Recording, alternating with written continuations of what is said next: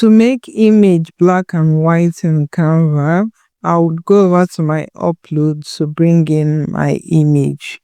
You might already have your image in here, or you might want to upload it from your upload files here, or go into Google Drive, Google Photos, Dropbox, wherever it is you have your image stored to bring it in.